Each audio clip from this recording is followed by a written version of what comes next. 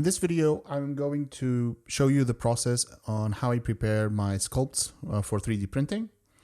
And this is the character that we're going to be preparing for 3D print.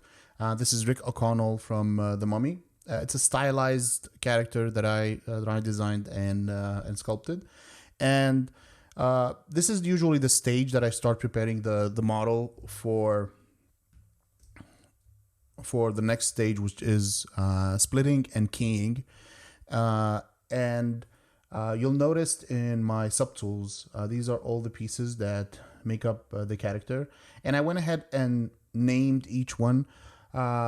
Usually, when I finish sculpting, when I sculpt, I rarely name my subtools, but when I finish sculpting, I name each subtool just to make it easier to know which parts I'm maybe leave on their own, or which parts I'm going to be merging.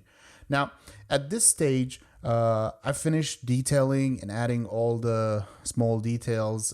So I'm not going to do any major sculpting anymore. Maybe like some fixes here and there, just in case it helps the keying, or sometimes just to hide some imperfections or stuff like that. All right, so.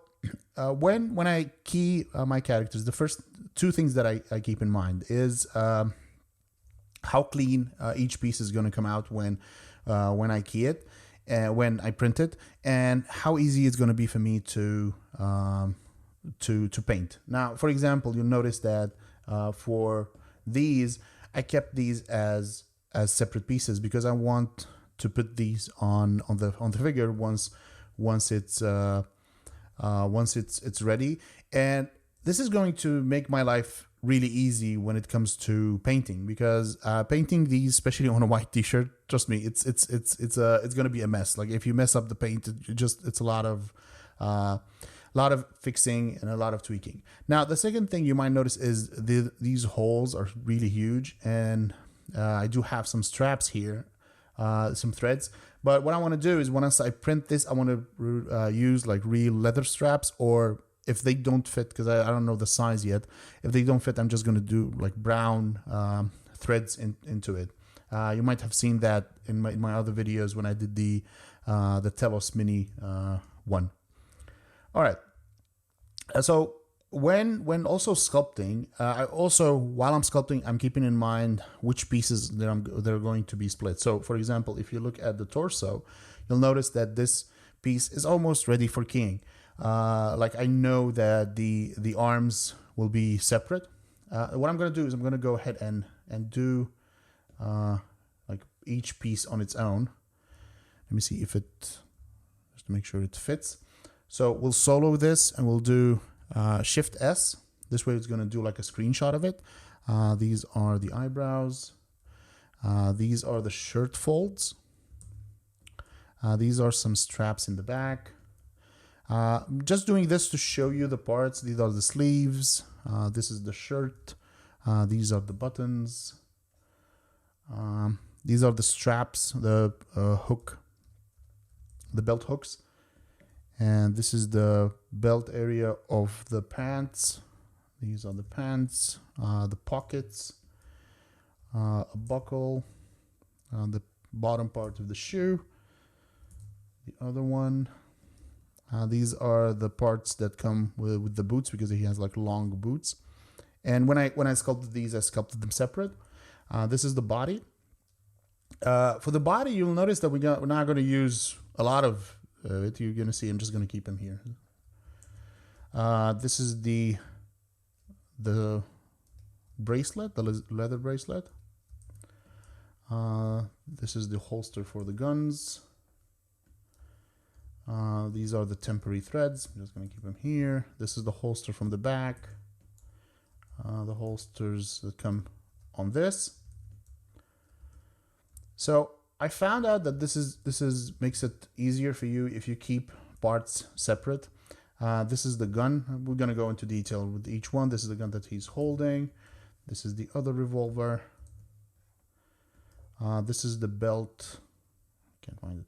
The belt for the shotgun bullets. This one's going to be separate as well. The shotgun bullets. the belt to the other belt. Let me just save the shortcut bullets because I forgot. And this is the hair. For the hair, I have a couple. I'm just going to show you this, and we'll go through the other ones. This is his head. And yeah, so these are the parts that we are going to be working with. And I usually, so this is how I visualize the project in my head. And at this stage, I'm looking to see, okay, which parts do I leave separate, which parts do I merge, and which part is going to cut out of the other part to be ready for keying. Now that we have all the parts laid out, it's time to jump in and start the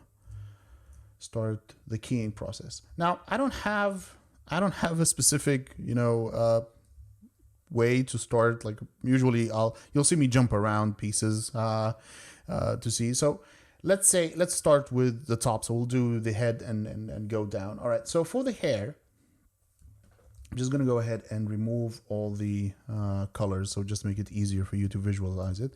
This is how I initially sculpted the hair. So it's one piece.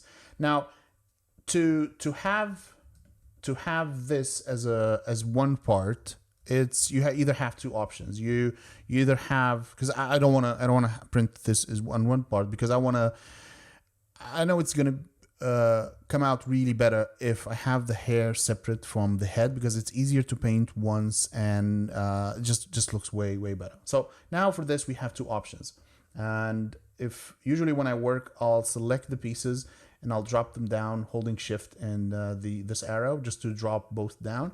So you can either have this with live boolean on, so have this part cut out of that, right? But then you get into the problem that it's not going to fit, because the head has this oval shape, right? So you're not going to be able to fit that in without breaking the piece. So the other solution is to split this into two parts. Now, I went ahead and did this before.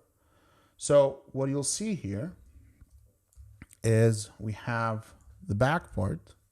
We have, let me see if I can. So we'll have the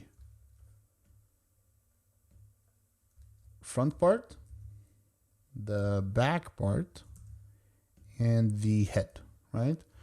So usually this part is going to key here, and that part is going to be in the back. Now, you do have the option to have these in three parts, but what I'm going to do is I'm going to merge these two. So I'm going to hide that. That looks funny. So because even if I mess up a bit of the paint here, it's not going to be a huge problem, because I can work. It's not going to affect his face, right? So it's going to be easier to fix. And this way I don't need to worry about, because if I cut the head out of the hair, we're going to run in the same problem of having this fit in. And the second problem you're going to run into is, you'll notice these are really thin. So then your option is to either cut them out or make them thicker, so you're sure. You can notice this here. You'll notice that part, it's definitely going to break. So the easiest way and the safest way for me, it's to have these as one part. So I'm going to go ahead and merge these. Now you'll notice that the head still has subdivisions. So it has three subdivisions. You have the lower one and the high one. Now it doesn't have to look perfect. Now, if you zoom in, you're still going to see, but think of it, this is going to be like a 20 centimeters, like an 8 inches figure. So those details you're not going to see. So this is usually, so 1.5 million polygons is more than enough for this figure. So I'm going to go ahead and delete lower, and I'm going to go ahead and merge these two. So I'm going to merge down. So now we have this piece. So for this one, you can keep polish on. Polish just cleans up, and I'm not going to go into details for that one because that's more sculpting. So if you want to see my other sculpting tutorials, I do have a how to sculpt an old man's bust. I'll leave a link in the comments, or you might see a card on the screen. So now if I go in, for the resolution, I'm gonna do, it might be different for you when you're working on your own character. It really depends on the size and so on. So when I merge stuff, I'll just usually go around the piece to see if, you know, we have any gaps or is there anything, you know, wrong or when merging. All right. So now this is our first piece. Now for the second piece, we have this guy, right? So this is going to be a separate. So to make sure these two, so I'm going to Control S.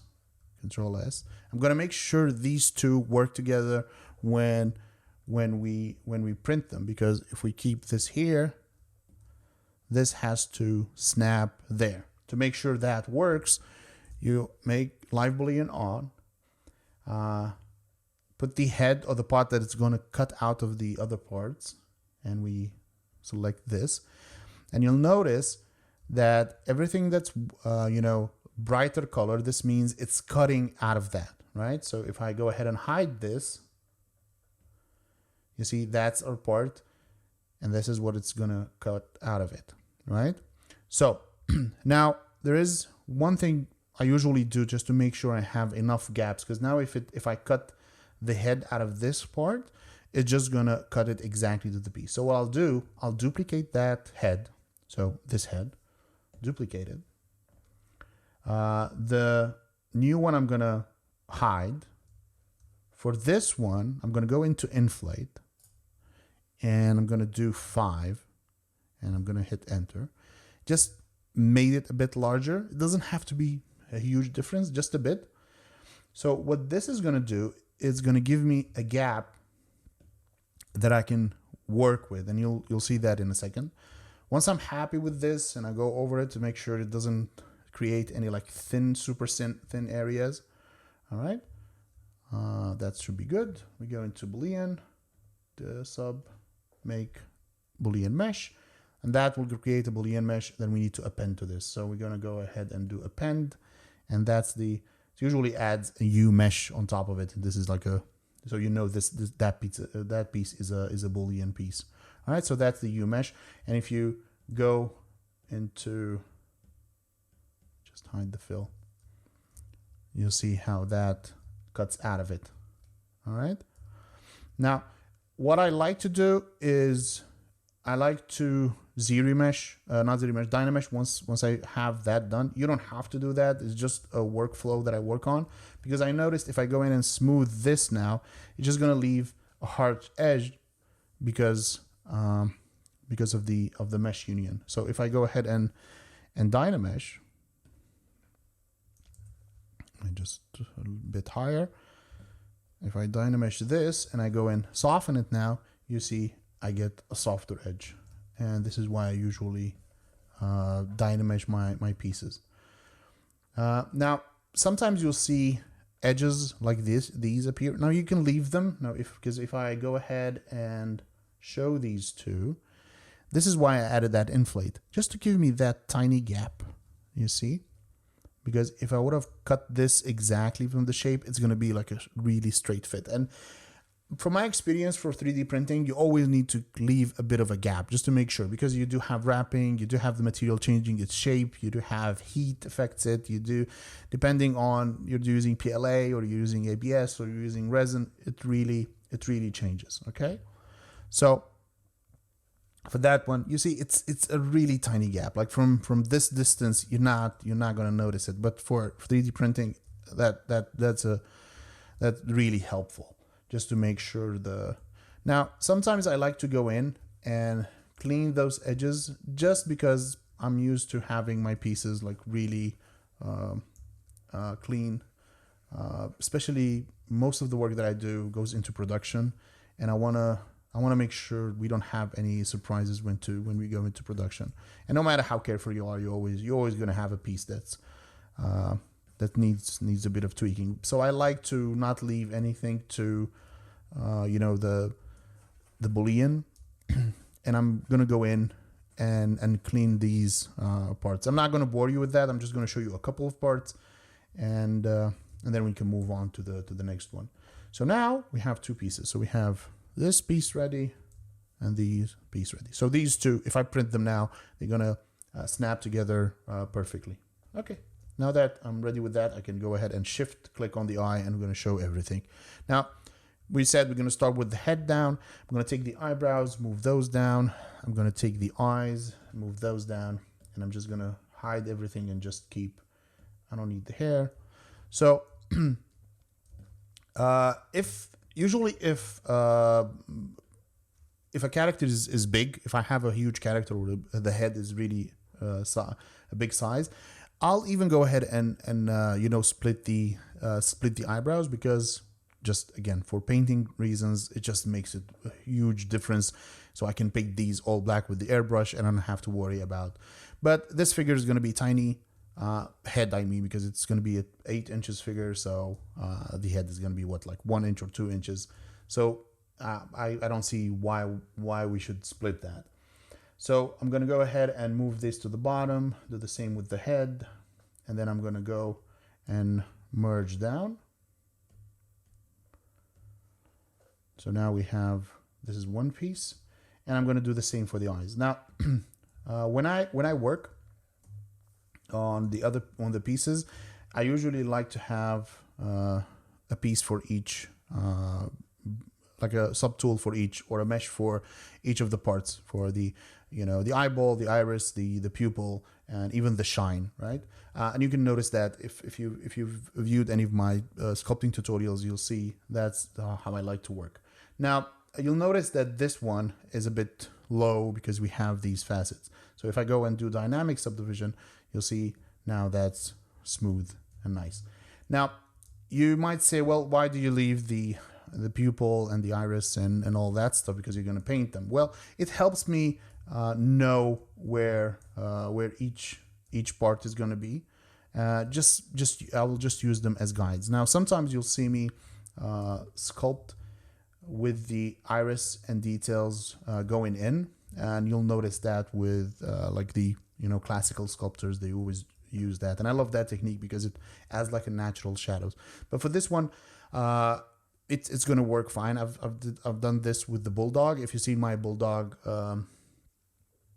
making off, you'll see I use that technique for painting the eyes as well. So again, for this one, before I merge them, I'm just going to do a bit, like maybe 3 subdivisions. I'm going to apply that, delete lower, and I'm going to merge it with the head. So now I have the eyes merged. Now for this one, I'm going to do the same, maybe raise it a bit and do a dynamesh. Now you'll notice when you dynamesh stuff with polish, you might lose a lot of detail. So this is what we had before, and this is what so sometimes it's a good idea to keep polish off and do a dynamesh, and just it keeps the edges. Now you'll notice that it added these harsh edges to the sides.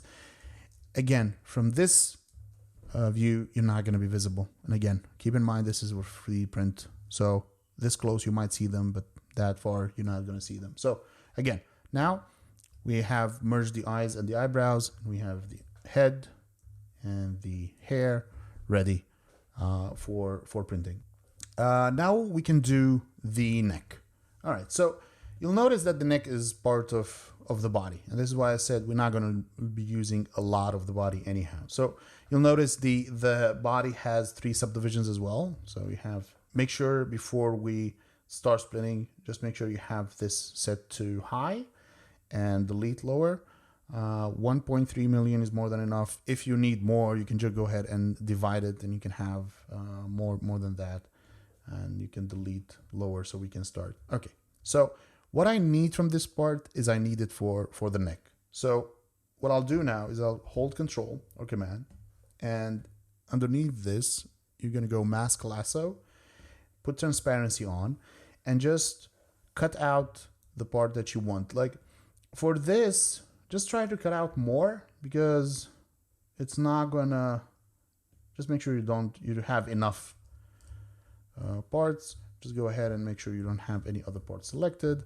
And I'm gonna go ahead and do Control W just to create a new polygroup, and holding Shift and Control and clicking on it, it's just gonna isolate it and do Split Hidden. So now we don't have that part anymore. We have the neck. Now for the neck, I just go do Dynamesh. Now I have this piece. Don't worry about that because we're gonna have the body cut out of the head and so on. So to keep this tidy, move this to the bottom. All right. And I need two things here. I need the torso. So I'll take that part and move it down and have only the, so when I work, I get into the habit, into the parts that I'm keying or I'm working on split, they're the lowest ones. Just keep stuff tidy. It's just my own process. You don't have to use it. It's just the way that I work. So you can do the same thing while keeping the subtools up. It's not a thing of software. It's just more of my personal preference. So now that I have these two, I can go ahead and look to see if the shapes are good. Now, what I don't like to have a lot of waviness. So I'll try to have it as clean. I don't mean have straight lines, but I need to think about this part is gonna come into it, and I need to make sure it's clean. So again, we're gonna do a boolean cut. And that's the shape you are going to get, and that part is going to go into the plug into the shirt. Okay, so I don't like how thin this is. This looks bad. It's going to be breakable, but don't worry about that. We're not going to leave it like that. Okay, so we're going to do live boolean. Go into boolean and make boolean mesh. So that's the part that it created now, right? So you'll notice that whenever you do a Boolean mesh, if you click on the poly groups, you'll notice that it always creates the part that where it cut, it creates like a new poly group, and that's really helpful. Now, click W or R, and holding Control, click on it. So now I've selected only that poly group. Move the gizmo in the middle, and I'm just going to resize it and move it down. This is why I said don't worry about the thickness. And then I'm going to size it and scale it down. And here I'm just going to clean it up a bit because I just want think about this is the edges that are going to go into the shirt, and I just want this to be uniform. You don't have to do this, but again, when working in production, you just get into the habit of making sure everything is clean. Although when we're creating prototypes, after you print your prototype, you might go back and just redo some keying or some splitting because it created some new errors or something like that.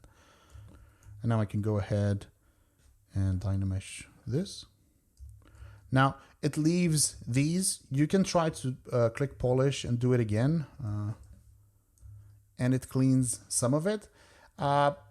They're fine, but I think you've noticed by now is like I won't leave them like that because sometimes it's just going to create like an extra edge or something that's going to poke out, and I try to reduce as many problems that might occur, because with 3D printing you'll see this piece has to go like through 3 software before getting sliced by the printer program. Now that piece is ready. I'm just gonna go ahead and delete that. You see that what naming is important, because now you will say, oh, that's the body, but it's not, because we split it from the body, and that's deleted. And now these are the 2 pieces, and this is what's gonna happen when we split that out of it. It's gonna sit right in. And the purpose of this edge is 2 things. One, it's going to add thickness, as you notice, like for the front part. This second thing is it adds like a nice gap, so it doesn't feel like the piece is floating on the neck, because you've noticed that with cheap toys, you'll notice that it's going to add like a gap between the two. And I'll show you that example when we do the sleeves. All right. So now that we have the neck ready, we'll bring the head down, hide the torso, and now we know that these 2 parts are going to be, merged. And before I do that, I'll select the neck, and I'll do a couple of edits, because I know I want that part to be a bit here. Just gonna get rid of, because we had a gap here. This is why I said while you're keying and while you're tweaking, you might need to sculpt a bit and move some parts around just to make sure everything is flowing nicely. All right. Now that we're happy with this, I'm just gonna go move that down, and I'm gonna merge it down. And now we can go ahead and dynamesh this, and now that is one piece. Like you'll see, it's still gonna keep the polygroups, and I never get rid of the polygroups until I have to, because if I notice something when it's printed, or I don't know, maybe this is like way too out, or one of the hairs is sticking out, I still have the option of clicking and tweaking this, you know, making it bigger or whatever. So if you have polygroups, don't go ahead and do, you know, Control W just to have that. No, keep them because you never know when you're gonna need them. The head is ready. Time to move on to the next piece, which is gonna be the shirt. Now, before we move to the shirt, what I want to do is I want to go ahead and have the head cut out of the shirt so we can have that part done already. So we'll go ahead and hide everything by clicking Shift on the eye and just gonna hide all the subtools. As we did before, we're gonna move the shirt down, take the head, duplicate it, move that down, hide the other one. So you notice I hid the one that says head, so I don't have to rename it again. So I'm just going to use head 1. All right. And we're going to do the same. I'm going to go ahead and inflate this. So selecting the part that is going to cut out of the other part, go ahead to inflate and just go 5. Again, it doesn't have to be 5. For me, it's just, I just eyeball it. Like I'm used to it by now, and I'm used to my printer, and I know what's the tolerance that I can get away with. So usually 5 for me, it works. If you want to go 10, because also depending on the scale of the model, because the scale of the model in your ZBrush scene will change how much inflate is going to affect. Because sometimes you're going to go and add 5, and it's going to, I don't know, it's going to do something like this, right? And you don't want that. It's way too much. Or sometimes it's not going to do, the effect is going to be subtle. So now, here's another thing you can check. If you're not sure about the gap, what you can do is on the shirt, you see you have this arrow. If you click that arrow, it's going to tell ZBrush is like my boolean mesh is going to start here.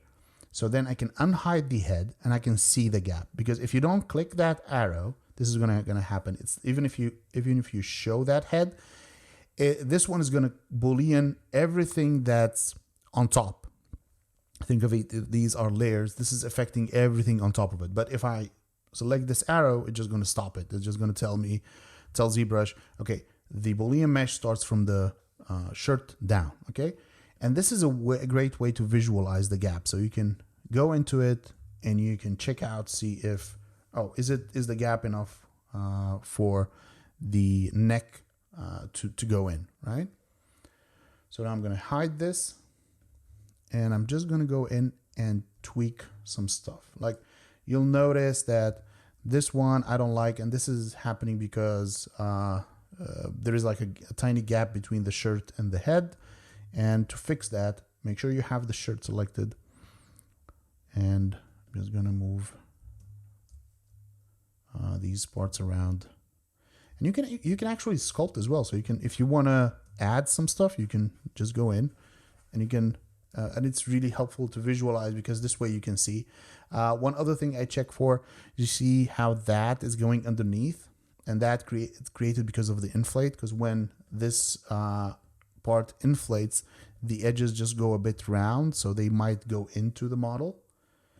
So if there's this small, it's not going to be a problem. But if sometimes they're going to be like if you look at it from the sides, they're going to be like a C figure, and it might break when you put the part in. So do not have that, just move them down a bit, and you're not going to have any of those problems.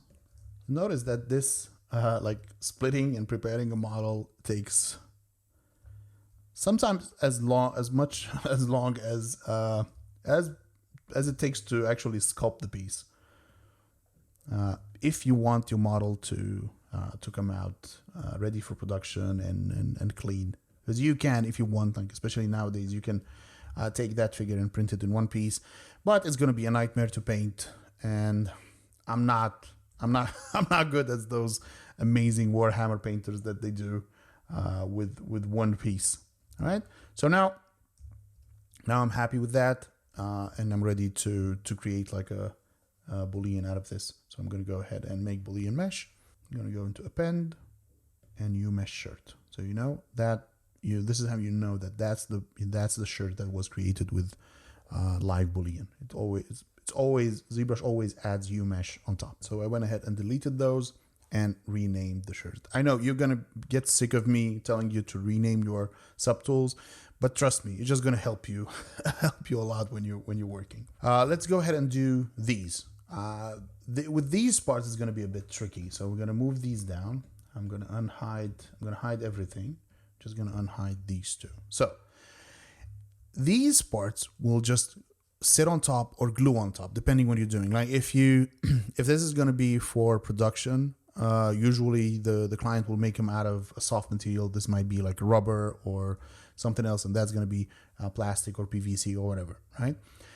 For me, because this is going to be printed in resin, it's not going to be from a different material. It's still going to be from that hard material. So I need to make sure, because you'll notice that these are really thick. Now, for scale wise, you'll notice that they look a bit weird. They would have looked way better if they were a bit thinner. But the problem is, I need to also keep in mind what material I'm going to do these. If the part is going to be resin cast, if the part is going to be done in vinyl. So you have to keep in mind when you're working, especially even if you're printing it in your office or you're using a studio, you always have to keep in mind what's the end goal of that model. Is it going to be done in vinyl? Is it going to be done in resin? Is it going to be PVC or whatever? All right, so first thing I'm going to check before I start, I'm going to go and take these and boolean them out of the shirt. What this is going to tell me? This is going to tell me like whatever we have bright spots like these, that means it's intersecting them. So if I'm trying to put these on, they're not going to go on because they're going to be, bumping into these parts. Now you can do a boolean and have these cut out and go in and cleaning them. Or the second option is you can select the shirt. And what I love about it is you can see where each one is intersecting and just move them down a bit, like every area. And sometimes just go a bit over. And you'll see that I'm going to do this again when I inflate these, just to make sure we have that gap. So just go in and just make sure when you do this to go subtle at it, because you don't want to, like when you're doing a shirt, it's not a problem because it's just cloth. It's not going to look weird if the cloth has, some bumps on it. It's still cloth. But if you're doing this on a face or you're doing this on something that has to be clean, just make sure when you're doing the edits to always be subtle about it and double check. Like always go back, zoom out, and double check your. Now, if some parts, if you don't want to, move them back, you can also sculpt. So you can go in and, sculpt that detail, and then, soften it, and then move it back, right? So it's not only the move brush that you can use. You can use any of the brushes. I'm just going around and moving some of these stuff just to make sure I don't have any parts intersecting. And when I'm going to be putting these on top, they're going to just fit in nicely. We'll do another rotation. Oh, you see, missed this one. Okay. Now, second test. Duplicate this.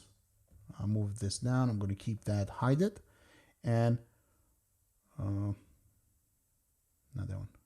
Sorry. I'm going to move this one up, hide this, just so I don't have to rename it again. And these, if we look at them now, I'm going to go into inflate again, and I'm going to go 5. Now, I noticed that I'm working with my UI, and if you want to download it, I'll leave a link in the bottom so you can download my UI, or for inflate, you can find it here under deformation. So everything here, you can take it out and customize your own. So that's inflate. All right, so this one, we add inflate to it? Yeah, so I added inflate to it, and now I'm gonna go back and check if that tolerance is affecting my, and it does. So select the shirt again and just go in and move those stuff around.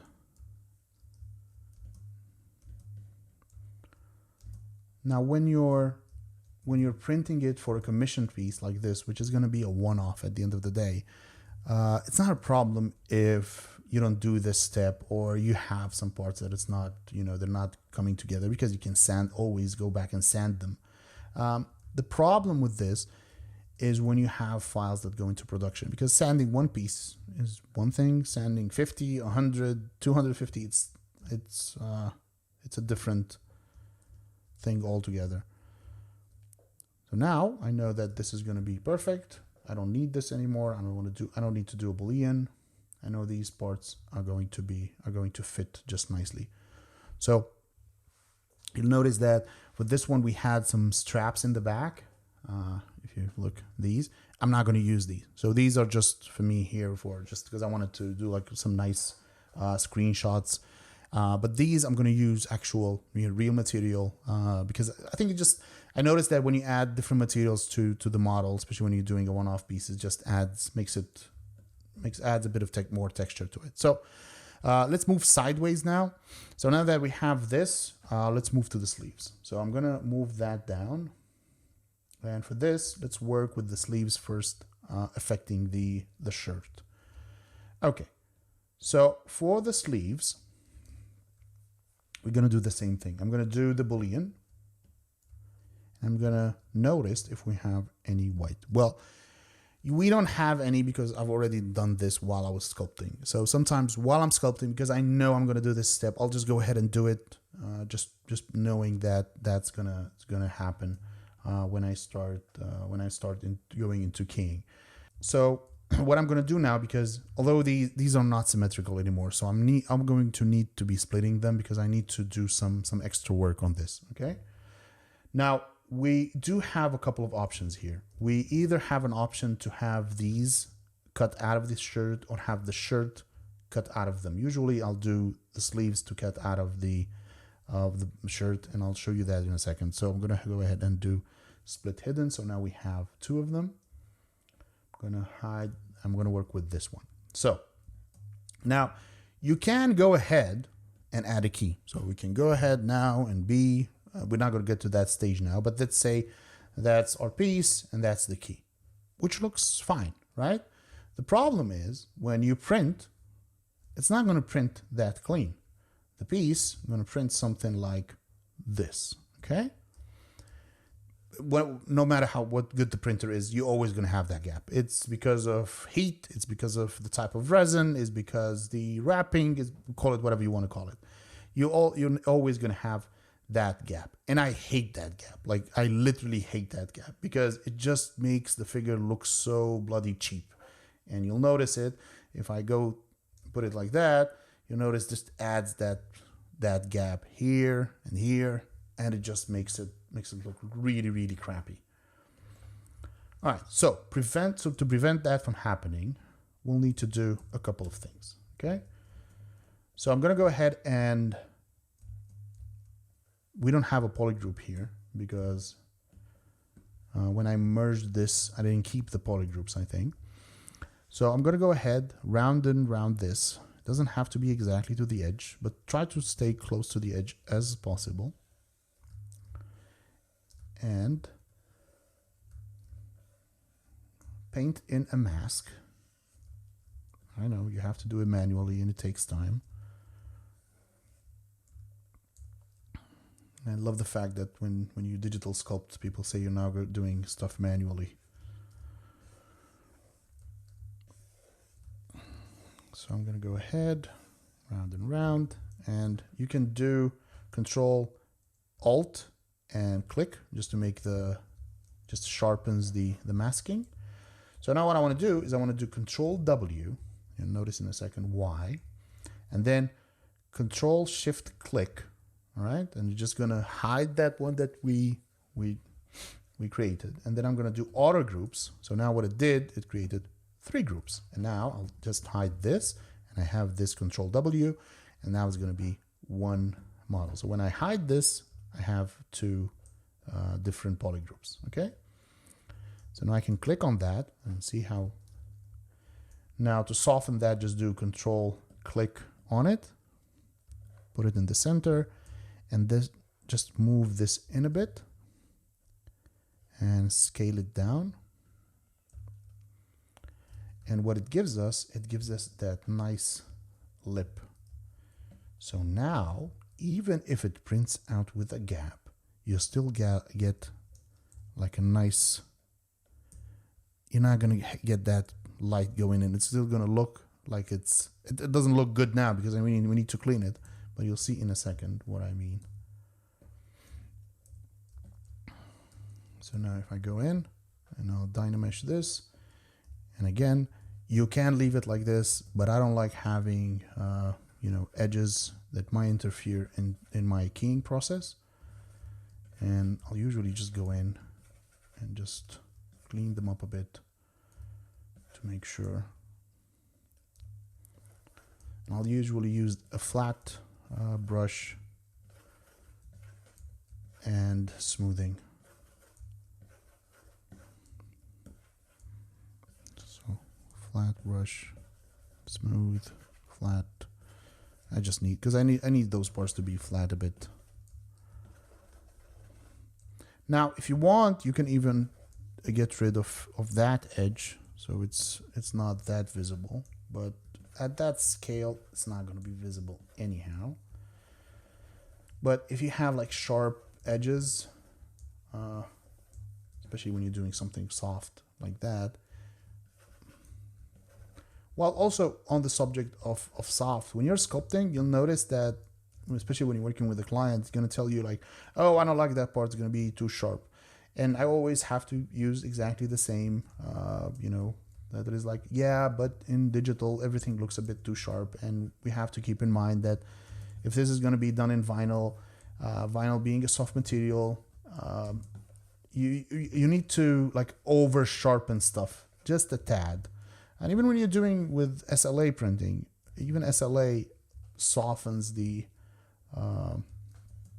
models a bit, so you're kind of losing a bit of that detail, especially sharpness. You'll get a bit of a, call it a Gaussian blur, like a bit of a, I don't know, a 1 Gaussian blur on each part when you're doing that, right?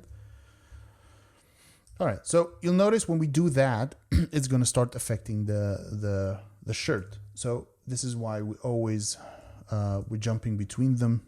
We might start moving some stuff around, moving the sleeve.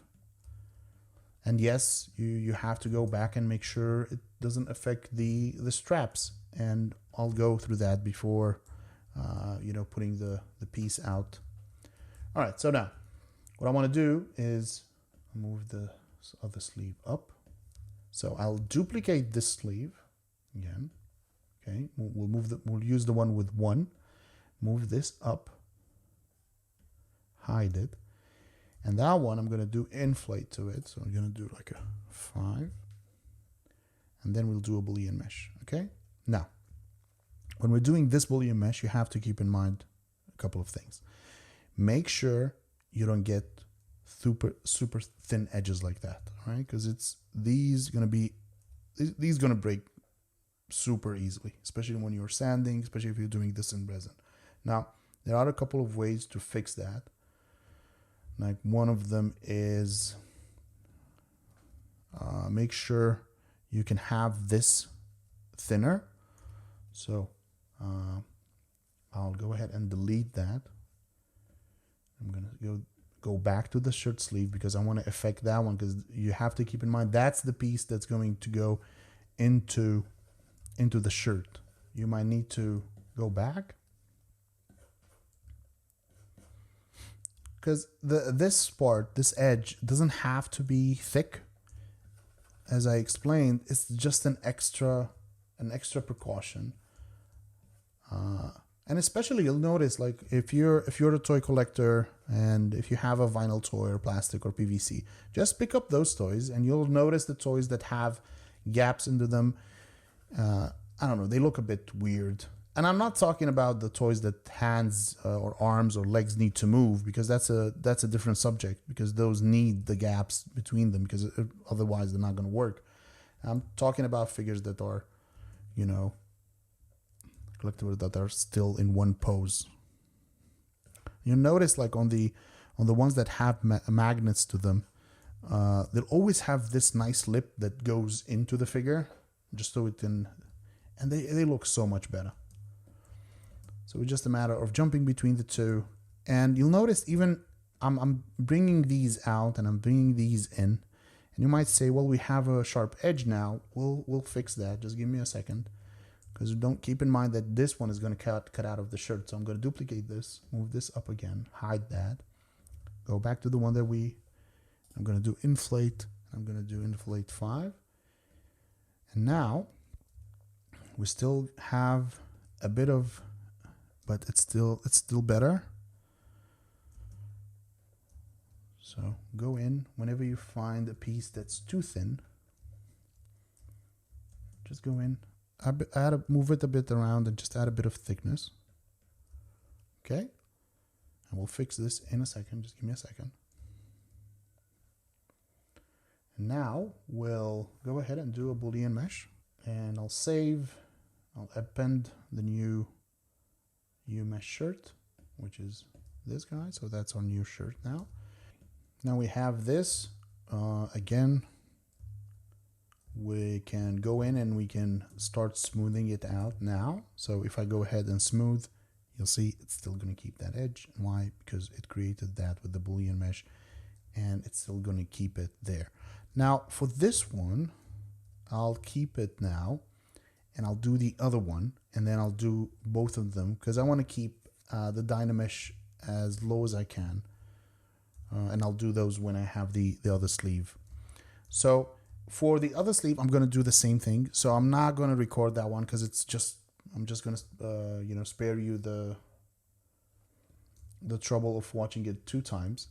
And now we can move down to the other part, which is, yes, again, which is the straps. So we'll move the strap down, hide it, and keep the sleeve and the shirt, have them down, and then have a boolean.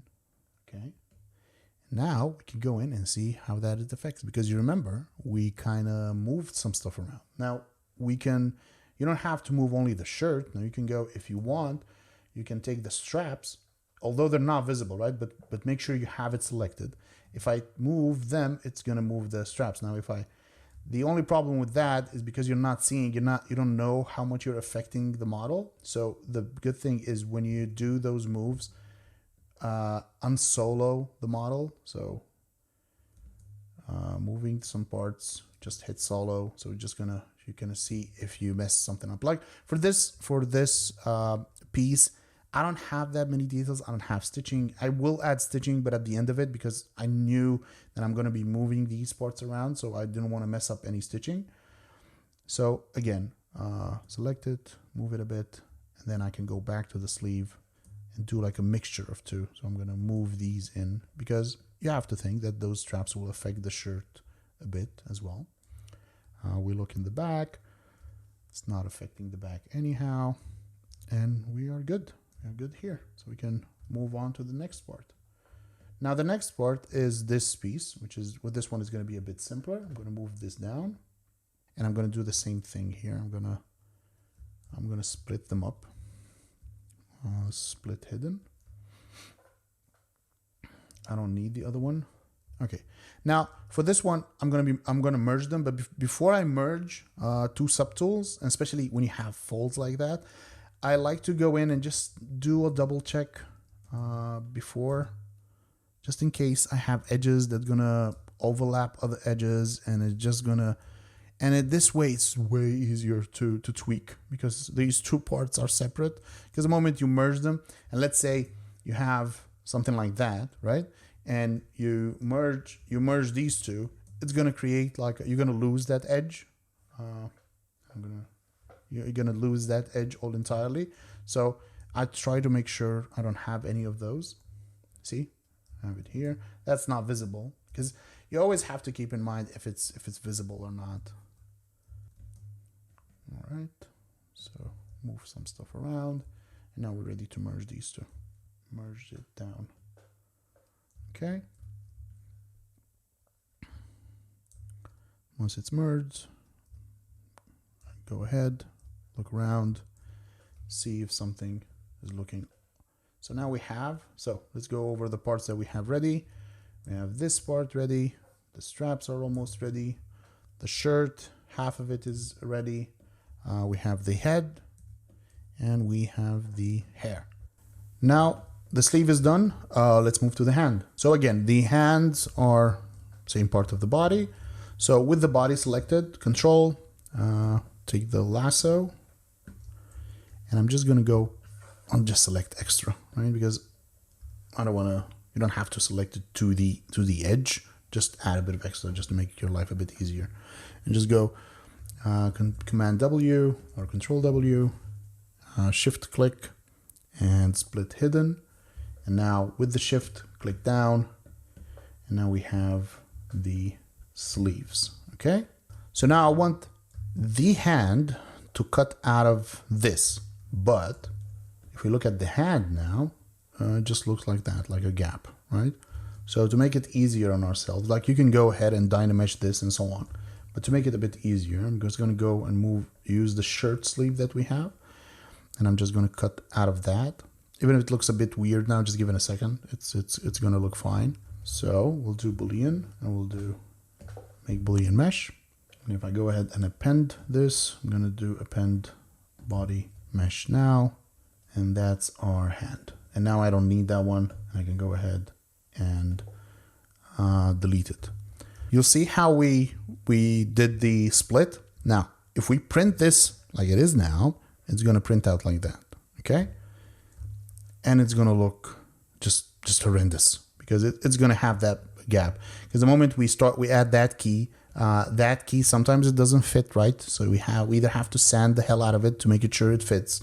And even so, and the other thing is when you start adding glue, so let's say you add glue here. So you're gonna go ahead and add glue here. The moment you glue it in, it's just gonna drip out, or you can see it because it's still gonna leave a gap, and you can see it shining from the bottom, from the inside, and it just ruins the whole thing. So to fix that, and now because we did the boolean thing, we don't have to do the masking again. Just move this up, and we scale it in. Again, it doesn't have to be a huge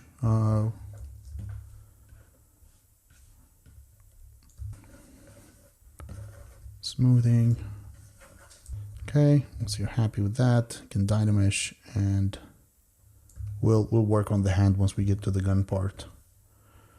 Okay, so now what I want to do is I want to have this hand cut out of that sleeve. So select the sleeve, and again I'm going to go over, and this is what's going to happen. See? And that's way too thin. Okay, selecting this sleeve, just drag this up a tiny bit, something like that. Okay, again, if you want, you can go back in and you can make this thinner, but from my experience, this works just fine. So left hand, duplicate that. I'm going to use the one, I'm going to keep this one up, and I'm going to use this as the cut. And with this selected, I'm going to go to inflate. I'm just going to go a 5, unsolo it, and then to double check, just make sure we have a nice gap. You can see it. And look at it from the side. I mean, how lovely that looks. Just looks nice, and it just feels more natural because it feels like you have a hand inside, you know, the body. Now you can if you want, when you're sculpting, when you split that, you can keep like the arm and just goes in. The problem with that is you have to make sure you have a lot of tolerance. You have to make sure the folds don't go through it. And because sometimes you might have a fold which is like really close to the skin, and when you print it, that part is going to come out as a hole, or it's just going to break. So for me, this one, because it's not going to be visible anyhow, you just want to make sure no light goes through it when you, right? Now that we're happy with this, I'm going to go ahead and do a boolean mesh and append this umesh. You see now, because we have it named, we have umesh left sleeve, which is this left sleeve. So I'm going to go ahead and save this, and we can move to the next part. With the magic of editing, I went ahead and did the other sleeves. So now to recap, just going to go over and isolate all the parts that we have ready. So we have the hair, we have the head, we have the left arm, and we have the left sleeve.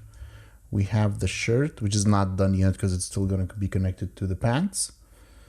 So I'm going to put this here. We have the straps, the shoulder holsters. We have the right arm, and we have the right shoulder. So time to move on to the other ones. All right, now for this hand, you have a couple of options. Like for me, knowing that this is going to be painted, and I would like to do some leather painting on this, and I would like to do some dry brushing, and I want to do some nice details. I'm pretty sure I'm going to mess up the skin paint. So to make sure that doesn't happen, what I'm going to do is I'm going to split the hand into 3 parts. I'm going to do this part and this part, and then the hand with the gun. Okay, so to do that, I'm going to just move everything to the bottom. I'm going to move this to the bottom as well. So we're going to use this to cut our hand. Now, because this, when I merge this, it still has polygroups. This is why I said always keep your polygroups, because you never know when you need them. I'm just selecting the interior one, delete hidden. And now if I dynamesh this, it should add, it didn't. In 1 second, see why. Yeah, because it had that sleeve, not a problem. We can fix this.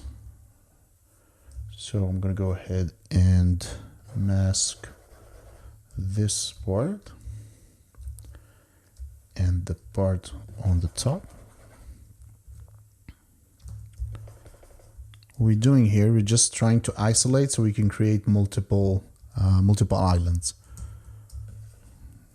You'll see what I mean in a second. So now if I go ahead and do Command W, is just going to create these 2, right? So if I do that and I do auto groups, what it's going to do is now I have this as an auto group, and I deleted everything that was inside. Okay, so now if I do close holes, I should create these. Now I can go ahead and move this just closer to the edge. You'll see, just going to save us a bit of time cleaning. And I'll do the same for this one. So, and notice I have only that polygroup selected. Okay. And now I'm just going to do on Dynamesh again. Now the Dynamesh might be a little too low. So if that's the case, I'm just going to raise it up a bit. And then just smooth that part. You can sort of like hide those. And if you have, valleys like this, just take the flattened brush and bring them to, holding the Alt will flatten up, like it's going to add terrain to your model. Like, just think of it as like adding a bit of clay. And if you just leave it normally, it's gonna flatten but cut out of it. So keep that in mind. If you have Alt pressed, it's gonna remove, it's gonna add it if you just use it normally. And that goes to almost all of the brushes inside ZBrush.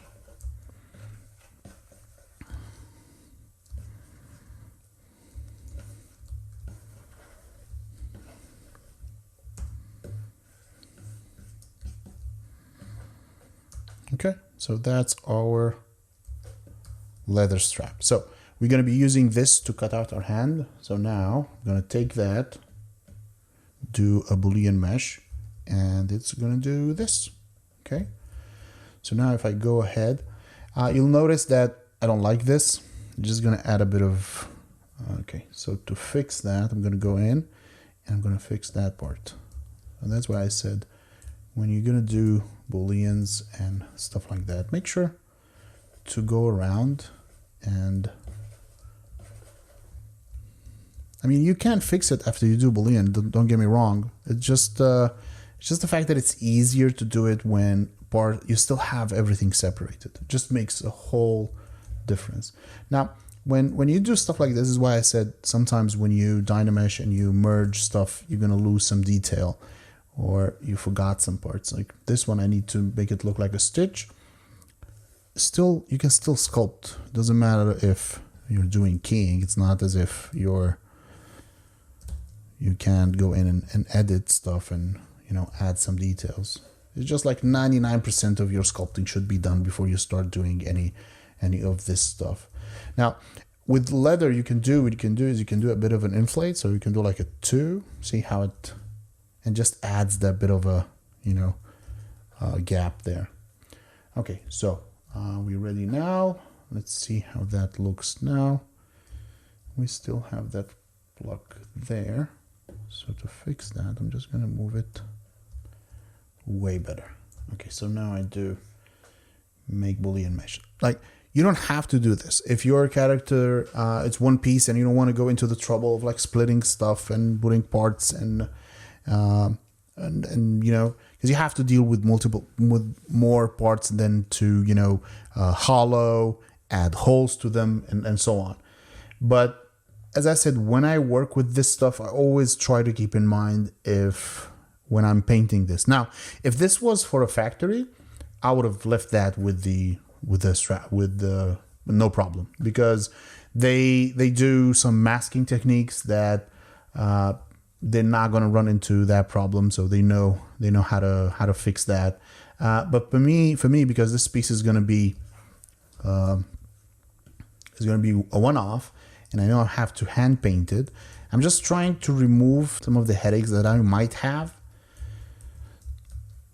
Okay, again, I'm still going to do the what I showed you in the other ones. So still gonna select that part, you know, resize it, add a bit of an edge.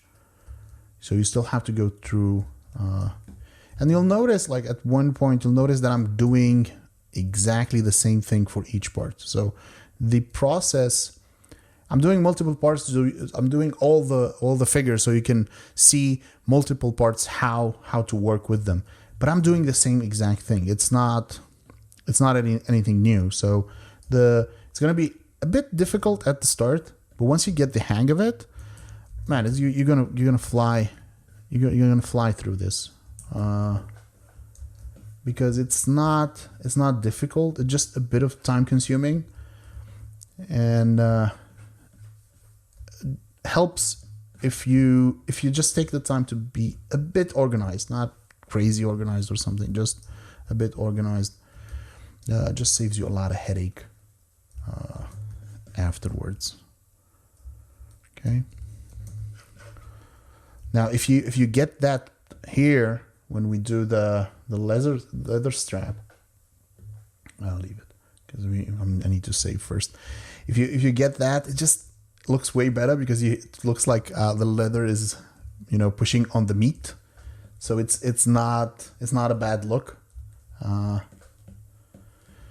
So I'm gonna do the same here. Take that, let's resize it to the scale, move it out in. Again, it doesn't have to be a huge edge, just something so we don't have that, you know, glue or light leaking through it. Okay, and let's go clean this up a bit. And we have the leather strap, which we're going to add a key here and a key here. And we're going to have the bottom of the arm, which is going to be which will have a key here that goes inside. And for this one, I'm going to go, so have maybe the male and female, have this to be the female for both of them. We'll see once we get to the keying. Sometimes, depending on the thickness of the piece, we'll decide which goes where. Moving on to the next part. Now, for the next part, I'm going to go to the holsters. And for this one, I went ahead and did the gun. So you'll notice that this gun is, it looks bad, but it looks that way because this gun is going to be sitting inside this holster. So I know that this piece is going to be glued in. So I use the same technique that I've showed you before. You see, we have a gap. I've removed any extra parts so I know I can slide this in and I can glue it. And why did I do that? Again, because I wanted this to be painted leather. Because you remember when I do this one, it's more of a planning as well, not only for... so because this is going to be leather, I want to be able to paint this with airbrush, and then I can go in and I can do dry brushing without affecting the gun, without having to figure out how do I mask this and so on. And this one I can paint gunmetal, do any details to it, and then I can glue it in, ready. And it's not going to be visible. Like the parts that are visible, it still looks like a full gun. It's because this is going to be tiny. Like it's going to be maybe 2 centimeters or 3 centimeters high. So, all right. Now for the holsters. Okay, we have 2 holsters. We have this one, and these are going to be attached to this. Now I'm still figuring out if I'm going to print this as one piece. So I think I'm not. So I'm going to go ahead and make sure this piece is going to be keyed to that one here. So for that one, I'm going to make sure we have enough thickness here, because you want to make sure when I add a key to this, I can go into that part. And we're still going to need the key, because when you're having surfaces like this, it's really hard to get them right. Although it's tiny, we're still going to go in and add a tiny key. Even if it's small, even if it pokes out of the other side, we can fix that after. We can, sand it in. Just makes your life way easier, and where these are going to stand. Like what I want to do now is I want to select these two and make sure I don't have too much of them going in. So to do that, I'm going to take the move brush and just do what we did before. Just move them out a bit while looking at your model. Like for this one, again, it's not a huge thing because it's a leather piece. But keep in mind when you're doing this on a piece that, for example, this one, because this one has a gun into it, right? If I start moving this around, it's still, it's not gonna look, it's gonna affect the gun. So for this, what I might do is I might move it out. So I'll put the gizmo here, because it's kind of taking a lot through that. So I'm going to move this piece a bit out, nothing too crazy. And then with the move brush, I'll do those subtle. Okay. And this here, I don't need any boolean. Like the only thing that I'm going to do here. And again, make sure it didn't affect the gun. All right. That is sitting in. See, it did affect the gun. So now I just want to, the placement is not important, to just make sure the gun, when it cuts through it, we don't have too many parts that are intersecting. Because when we moved it, yeah, that looks good. So that should, we do have these inside. You can go ahead and tweak this if you want. I didn't, because it's not going to be visible anyhow. So it's, I'm going to stick a gun into it anyhow. And for this part, maybe for this one, we'll go ahead and smooth it. Now you'll notice when you smooth it, you'll ruin your sculpting details outside. So click shift and make sure you have back face mask. So this way it will only affect these faces, and it's not going to affect the faces in the inside, on the outside. So those are done. Now, again, in relation when 3D printing, you have to keep in mind anything you move, it will affect the other pieces. So you always have to go in and make sure, if I move that a bit, did it affect the shirt? And it did. So now I'll move this down. I'll take the sleeve, move that down. And with this selected, I can go in. See, that would have been like a bit of sanding for me just to figure out. So instead of spending that time sanding, I'll just go in and I'll move this part in and just make sure I get enough of a gap. So now when I'm going to glue this, it's not going to give me any headache. I don't think it affects the shirt, but again, you're not going to lose a lot of time if you double check it here instead of, figuring out when you print it. You're going to go, oh, why the hell isn't that fitting? Well, it's hitting something. Let's move on to the pants. Now, you noticed when we laid out the parts, we noticed that the pants have multiple pieces. So we need to go in and gather everything. So I need the belt hoops, I need the belt strap, and I also need the pockets. And for this one, I will also need the belt and the buckle. Okay. I'm gonna go ahead and hide everything that I don't need. So those are my pants, okay? First thing, I'm gonna select this one. And again, because we have that nice poly group, I can go ahead, select that, delete hidden. And if I do close holes, I have a beautiful model that I can work with and cut, and it's just clean. Now for these, I'm going to just dynamesh them, add some more subdivision to them. And again, as I said before, while I'm here, I'll just double check if when I sculpted and when I created them, did I have gaps? Like for example, this one. This one, it will cause problem in printing. Like it will. So just take the time. Go through all your, because I don't know if you've heard the expression, it's called watertight. So you want to make sure your piece is watertight so you don't have any, because if you have gaps like this, ZBrush is still going to create the interior of the model. Like it's still going to add those polygons. It's still going to, because it doesn't know if you want that to be removed. So I'm just going to go in and make sure I don't have any, any gaps that I don't need, because I need this piece to be watertight and I want this piece to be one piece. I'm going to go around, just see. And it's a good idea to work in a different color because then you can see the contrast better. And that's why I turn poly groups on. Okay. Let's see the leather buckle, if it leather strap or hoop. Let's see if that has any gaps. No, we're good.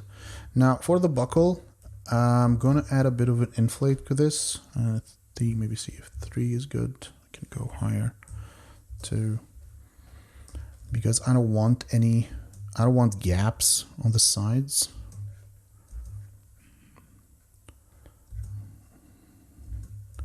I don't want a gap here. Like I want to give the impression of a hole, but I don't want any big gaps.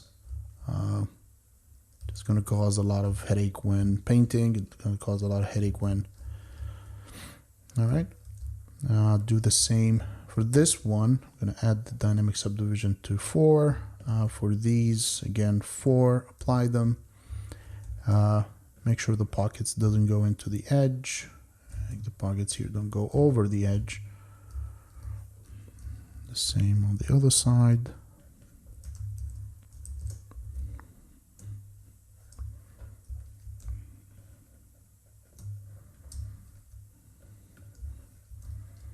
Okay, I think we are ready. Now for this one, I can't split the belt. So I'm gonna, you know, go battle through it and paint that belt manually, and then hope I don't mess up the paint that much. So we're gonna start with the pants. I'm gonna move the pants to the top and gonna apply all the subdivisions. Make sure we have all the subdivisions applied. Apply. Okay, and then I'm going to go in and start merging them. So I'm going to go here, merge down, again always okay, merge down, merge down, merge down. So now we have the pants as one piece. I'm going to go ahead and raise it to 800 and do a Dynamesh.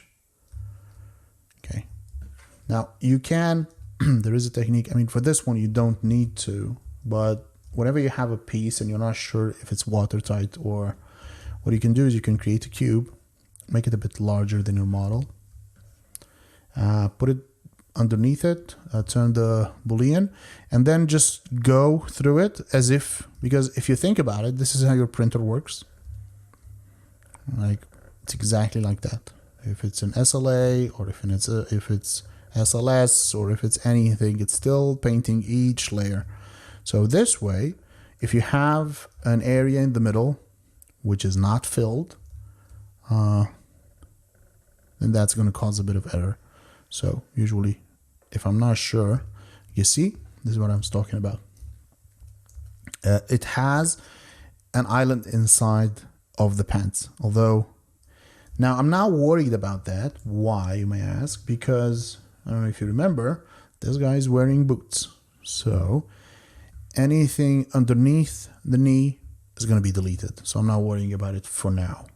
But if he wasn't, then I would have gone in and made sure I don't have that gap here. And this is why, if you have a complex shape and you're not sure if you have any interior areas, because then you'll see when we move this into Mesh Mixer or any other software that hollows your pieces, you'll notice that if you have errors like this, it might just, you know, give you some headaches when you start adding a bit of what's it called, drainage holes. If the walls are not thick enough, or you have multiple walls, because that will happen if you have like multiple chambers, and then when the printer is trying to print and knows that that chamber is one piece and the drainage hole is for the other piece, then you might run into the trouble of having suction areas and failed prints.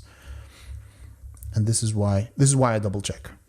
Okay, now for the other strap, for this one I'm going to keep separate. I want this to slide in, and I hope I can make this work for these parts. I'm not sure if they'll work. This is the first time I'm trying this, because I wanna print one of this and put them in. Now you'll notice this is suck on this is just an homage to Hellboy and Hellbaby, because I have a toy named Hellbaby. It was a commission as well, and I wanted to use those just for my collectors who know my work.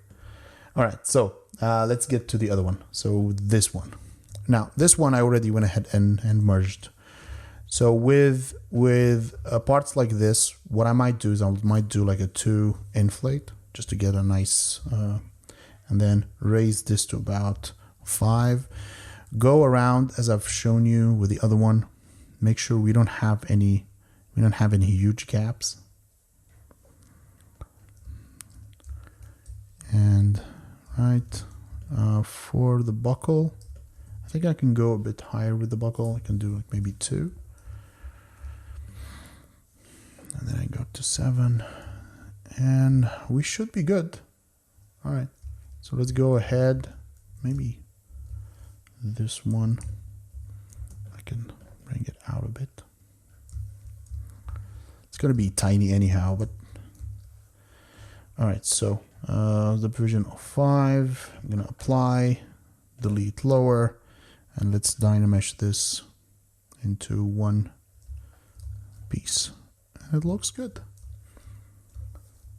Again, go around, make sure everything is looking good. Now, hide everything. Just let the pants and I'm going to cut this, and I want to go around and make sure if this is hitting anything.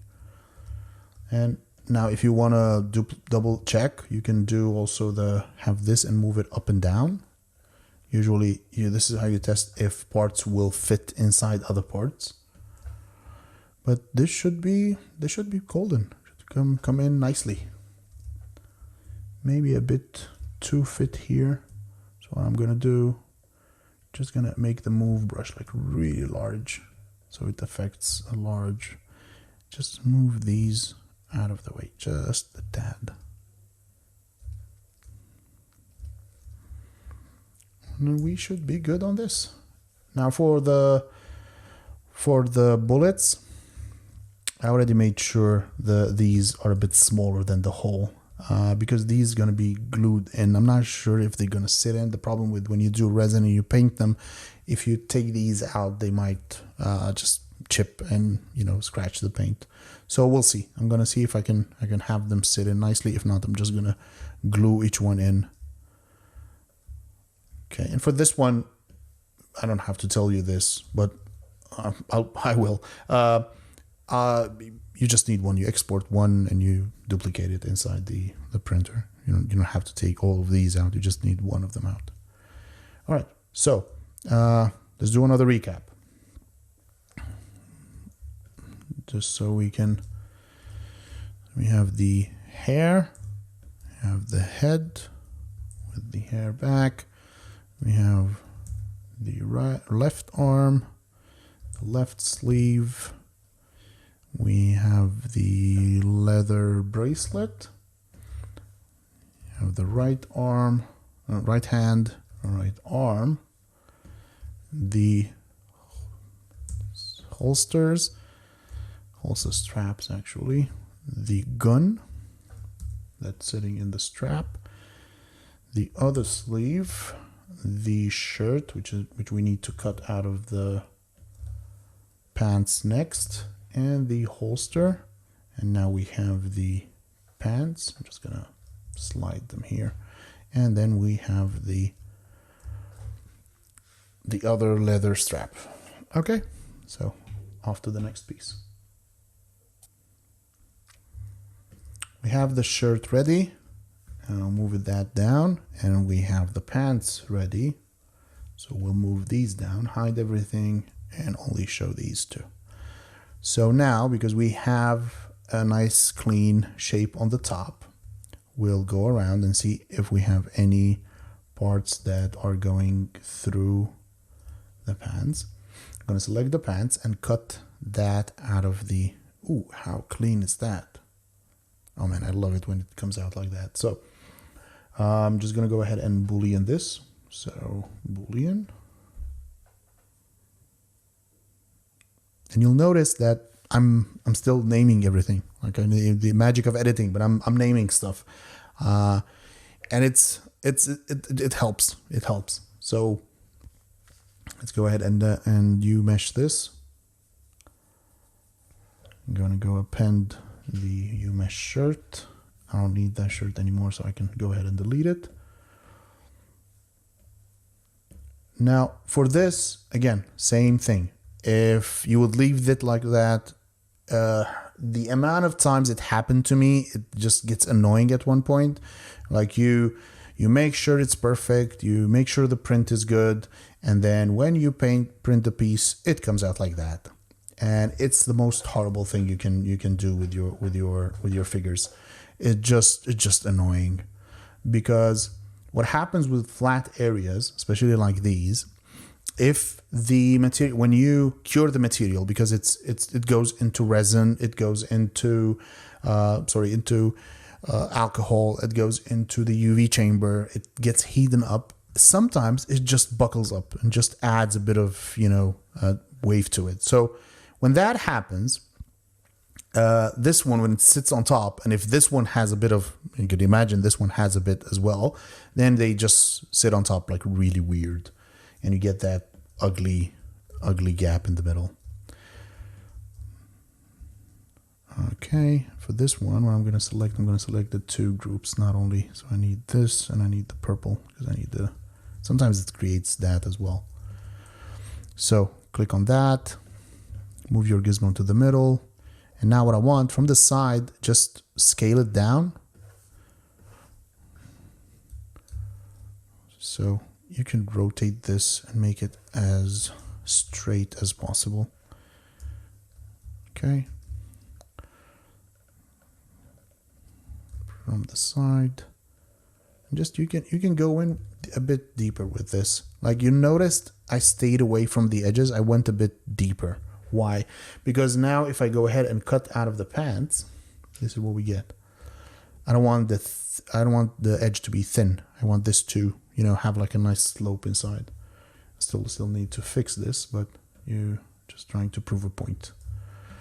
Okay, so do this to about 1,000 or 700. Dynamesh, yeah. And then we take the flat and we clean it. Now, when we have areas like this, don't leave them like that. They're going to cause headache. So what you do, you take your clay brush and you can either go in or add. Just try to have like a more uniform shape. Don't have too many valleys and peaks when it comes to keys and connected parts. Just take my word for this. Or if you don't want to take my word for it, just try it, print it, and you'll see when you have some warping, how annoying these pieces are when they don't go in together.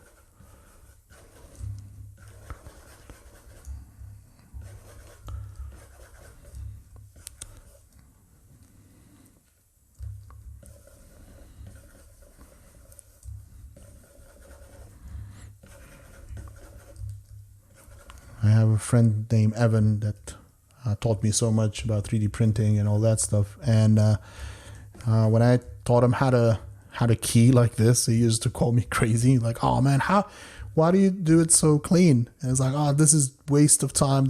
And then he started doing it, and now he absolutely loves this technique.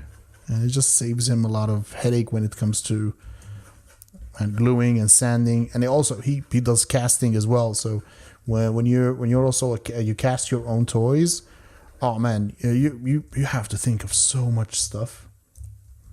Okay, so something like that, it's good. Again, the edge doesn't have to be big. It's just a matter of when I cut into that, it just gives me a nice, you see, this is what I'm talking about. This I don't want any valleys like that.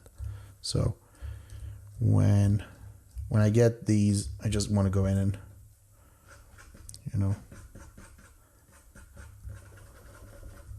you're not going to get rid of them entirely, but at least I can make this area as flat, as clean as I can.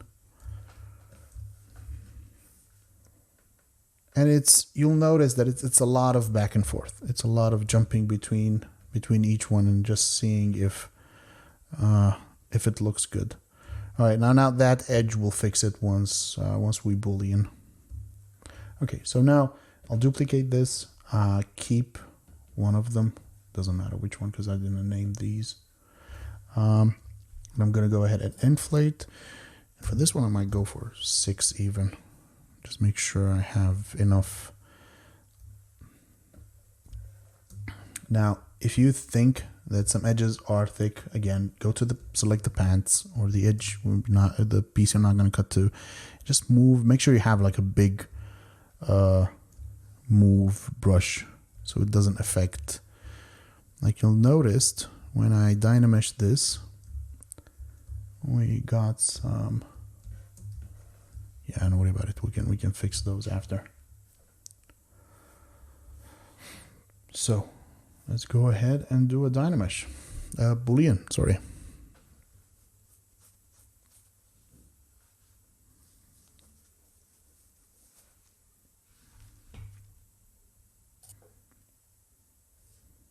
Pants are Dynameshed. Oh, now we have these. We can go in and we can start cleaning them. So I'm going to do this, Dynamesh that, and then with the, now you need to notice something. When you do smoothing, make sure you double check after you clean, because what it does, sometimes smoothing adds to add some volume. This is why one of the reasons I add like that gap, because I know I'm going to go back and smooth it.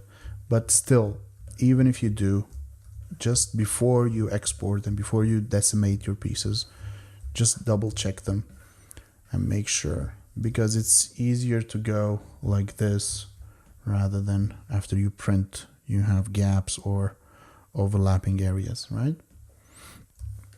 Now for this, I don't like how sharp this is, because at the end of the day, this is a shirt. And when you have areas like this, you can go in and fix them and just add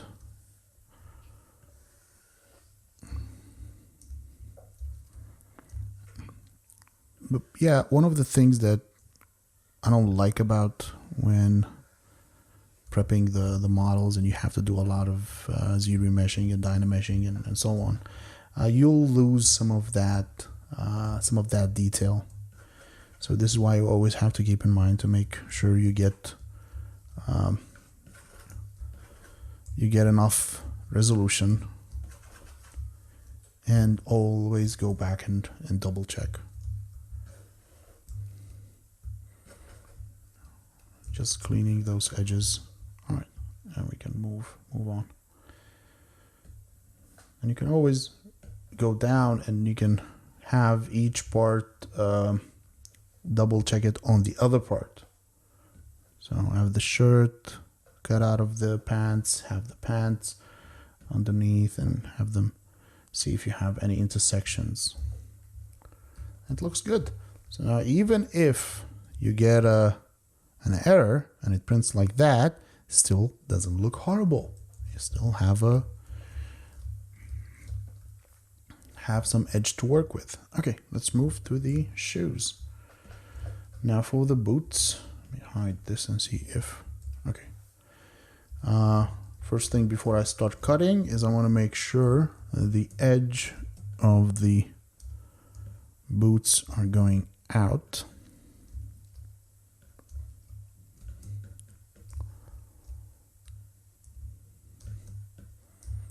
And you'll notice that I keep, as I told you, I keep polygroups.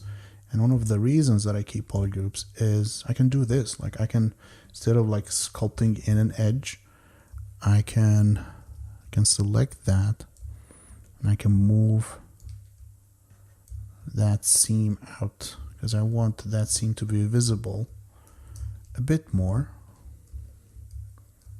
And you can do that when you still have your polygroups. Even if you're done sculpting, and even if you say, yeah, I don't need them anymore, I'll just keep them. Because even if you're doing a piece for yourself or as a commission, it's like one piece, it's just good to have it. Okay, so now I want this to cut out of the pants. This is why I said don't worry about the bottom part. And then we'll do a boolean mesh. So like this, and I think you've got used to it by now. Resize that, move it out, add a bit of a lip into it. And again, for this one I want to do something like it's a bit of a shallow, because I don't want that to affect the boots too much, so we don't have a sharp edge on the boots. Okay, once that's done, I'm gonna go ahead and dynamesh this. I think this is way too high. Maybe 300.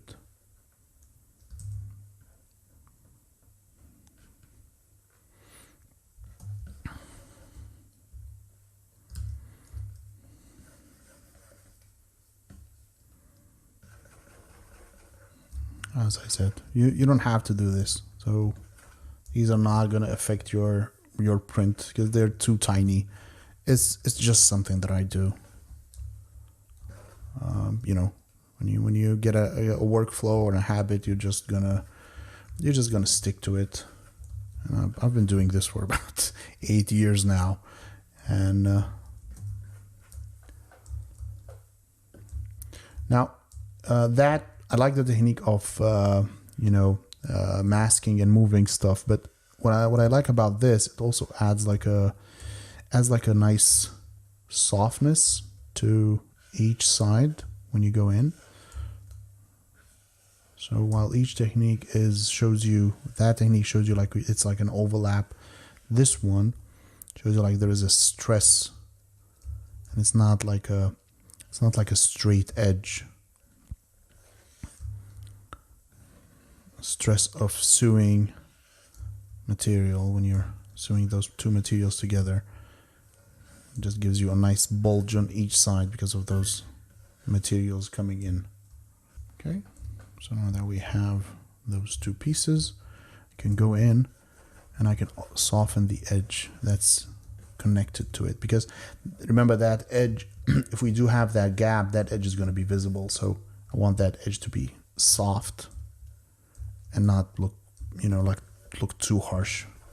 Time to do the shoes. Now there are a couple of things you need to keep in mind when you're doing shoes, especially for 3D printing, because at the end of the day, this figure has to stand in the real world. It's not only you know, it's going to be rendered, or it has to look good here, because it doesn't matter. So one of the things you need to keep in mind is to have a flat bottom. So you append, let's go ahead and append a cube or a cylinder, it doesn't matter, just something, a surface, straight surface. I'll enlarge that, and I'm gonna have this cut out of it, and you move it up and make sure. Okay, so you see, I don't know if it's visible to you. Let's see if I can do this. Yeah, see how the bright is where it's connecting with the, so it's starting the same for the heels, almost the same for the heels. Okay, but the front part, it's not sitting. So what I want to do is I want to make sure a lot of the shoe is holding the weight of the character, because if you don't do that, the character might not stand well. Like you're gonna have a bit of a wobble. So try to have as much, you know, connecting islands without affecting the design too much. Like, okay, I want to have a bit of a, you know, toe going up, but you can fake that by just moving the top part of the shoe, and then have the, you know,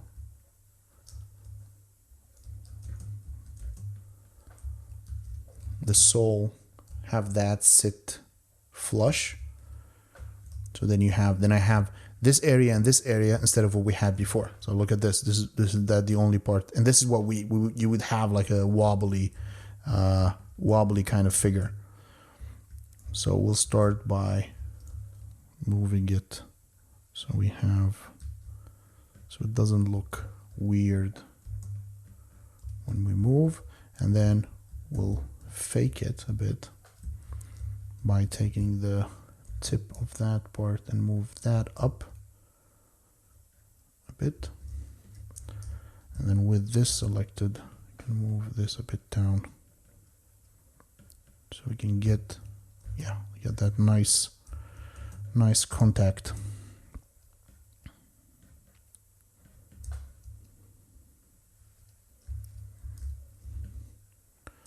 think the shoes with any figure is the most part that we redo, because sometimes it just doesn't sit.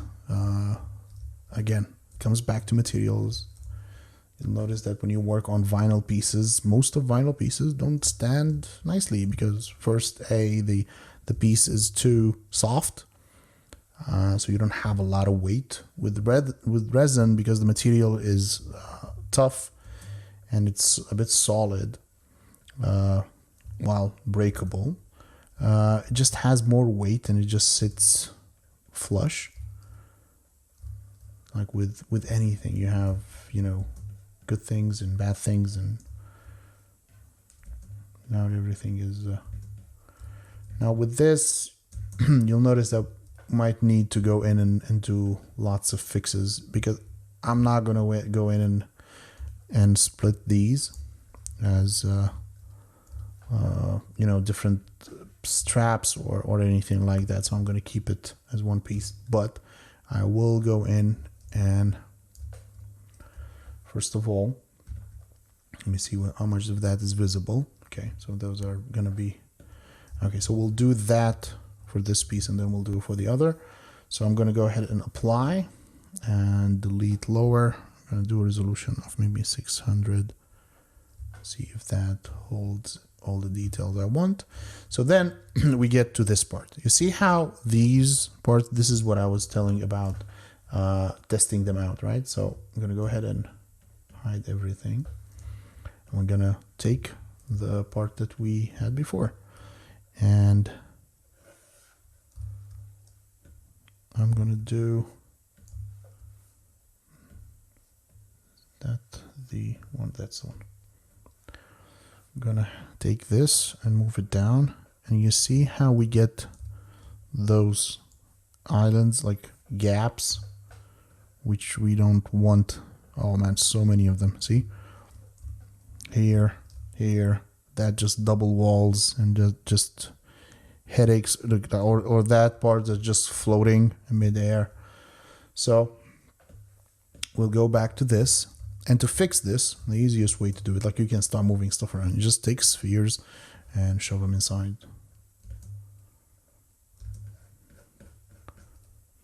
That just does it. And you move them to hide.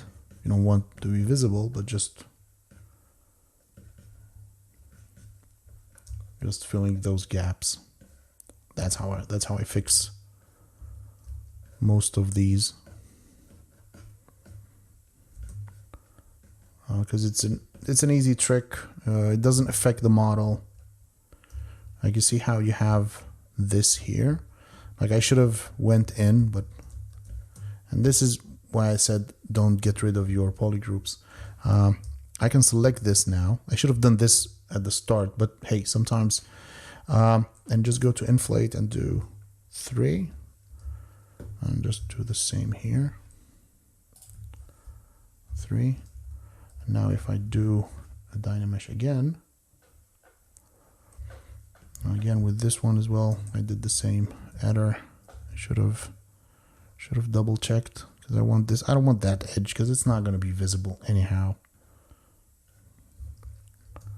It's just a tiny, but sometimes you'll miss something, and having those polygroups ready for you, it's just a pity not to use them. And you see, I still have that gap here. I don't like that, so I can select that and I can move it to the.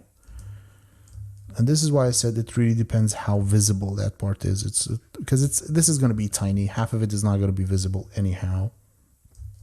So you got to select what parts you need to spend time, or again, it comes back to material. If the client wants to have those type of accessories that you can remove, or multiple shoes, or those type of Nikes and Jordans that you can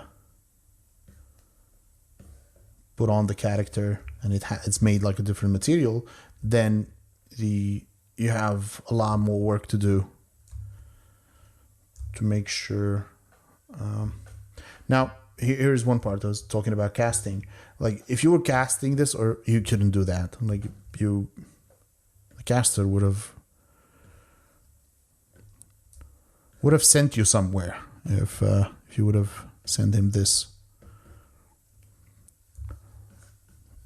He wouldn't be happy.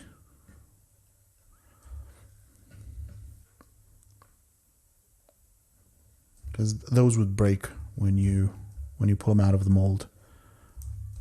Now you can go in with also the inflate. The problem with inflate, it does this.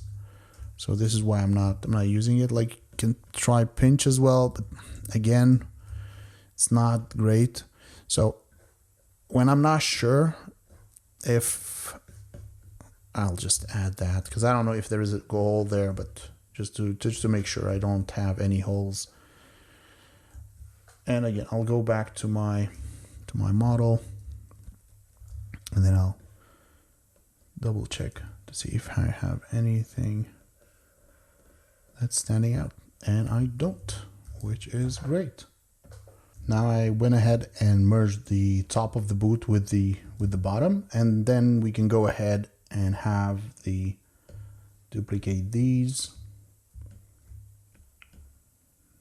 and have, so we can get that nice edge. And don't forget to add a bit of an inflate.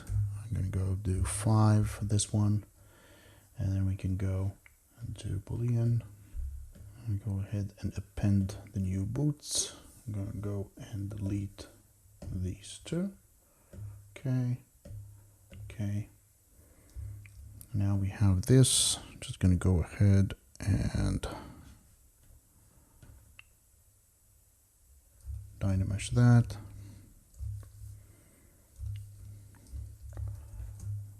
I want these edges to be clean. All right, and let's do one recap.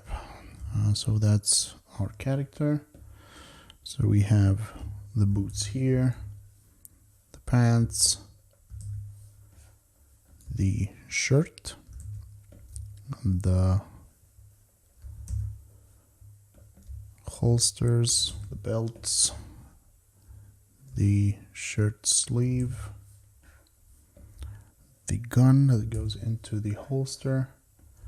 We have the other holster, the straps. Put these here. The arm. So that's the arm with the bracelet. The hand, the bracelet. You can put that here. And we have the other sleeve, other arm, the head, and the hair. Now these parts are just going to be just one piece, and then we have the final pieces, which are going to be a bit more tricky, which are the guns. And then don't forget, I need to also do this one, so I'll do this one first when we have the holster, because it's pretty simple.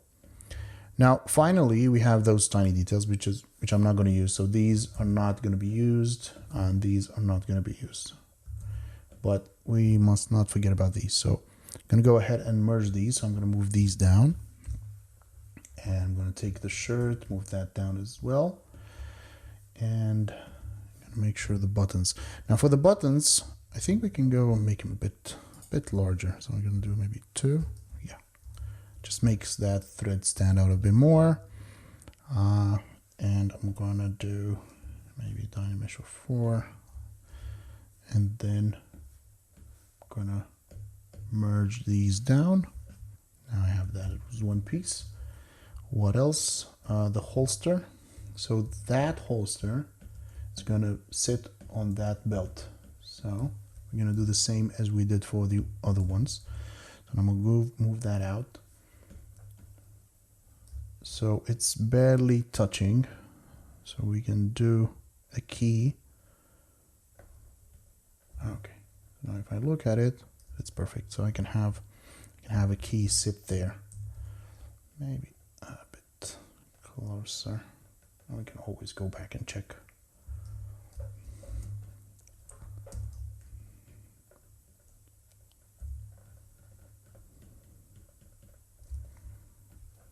Perfect. when I add a key there, I can glue it in and it should be perfect.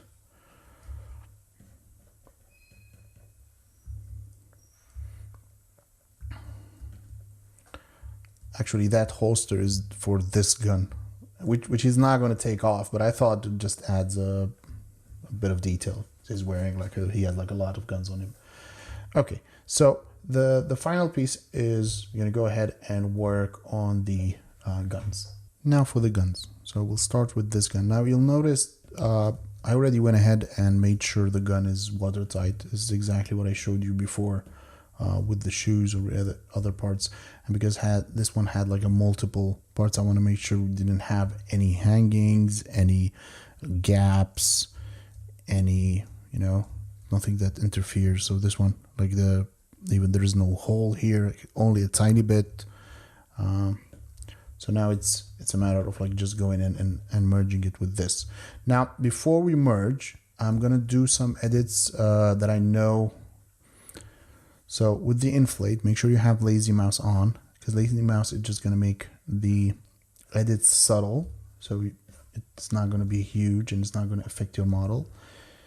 And why am I doing this? Because I can still isolate this, and I can tweak this on the inside. So this is not going to be visible, but I would like to be able to do this before I merge it with the gun. Just make it a tad easier. Just add a bit more meat to this. The hand feels a bit more closed here. Fix that here. If you want, you can go in and just add a bit of more detail to these. So once you start merging your elements, sometimes you don't give the enough resolution or polish. Dynamesh will do this. So again, think of it when you're splitting is also like a second or third pass of you going in, and I know it looked a bit subtle, but because this is going to be tiny, I want those details to pop out just a bit more. Okay, so again, before I merge, I'm just going to go ahead and add those, as I told you before, using the same technique, spheres. So I'm going to add spheres just to fix those gaps. And I'm leaving those before I merge.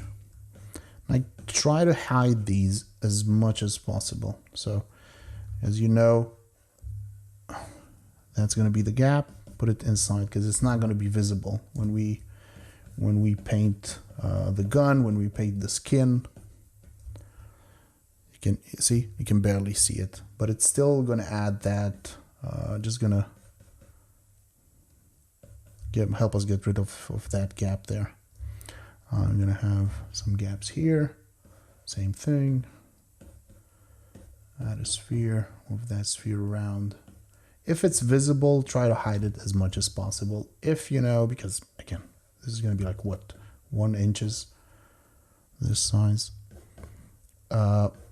Just worry about making it watertight, because that's your most important thing now.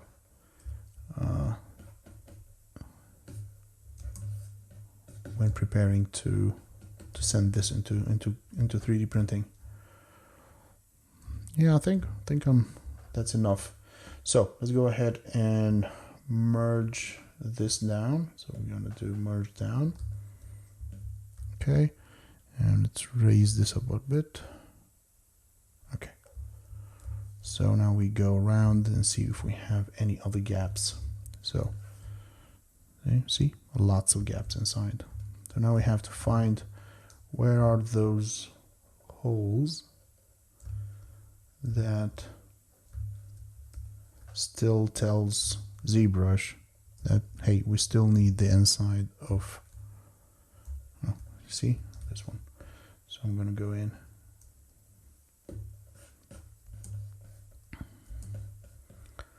So while this is like prepping, it's still sculpting. So it's just for another reason, but it's still, you're still going in and sculpting. You have a gap here that I missed when I created the gun, actually.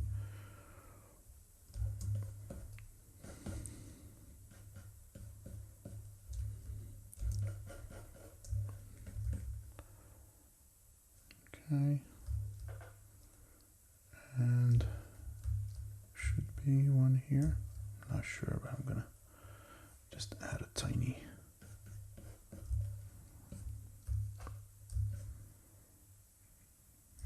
Okay. Now, if we look at it, yeah. See, we can still see the interior, and we shouldn't be seeing that, because we're not, the hand is grabbing the gun anyhow, so we should be only seeing whatever we're seeing outside should have, so the interior should be invisible. And that's why we're going around and making sure we don't have any holes. And that's, I think this is where it is. Yeah, so I'll go around and put one here. We can't keep that there, so we need to make sure it's invisible. So I'm now going to cover that gun piece. I'm going to try my best to, like you're putting balls of clay, just making sure there.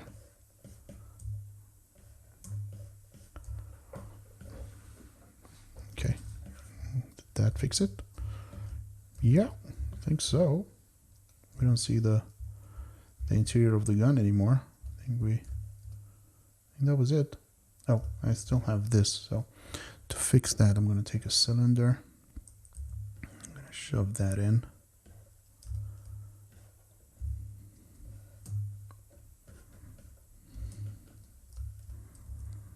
Just move that a bit. That should fix it. Again, if you want to really double check this, again, take the cube,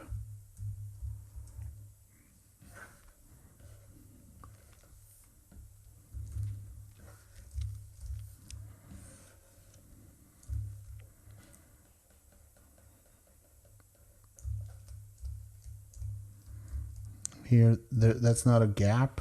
I mean, we can make it a bit smaller just so we don't get into trouble, but it's I wanted that finger to feel like it's a bit floating.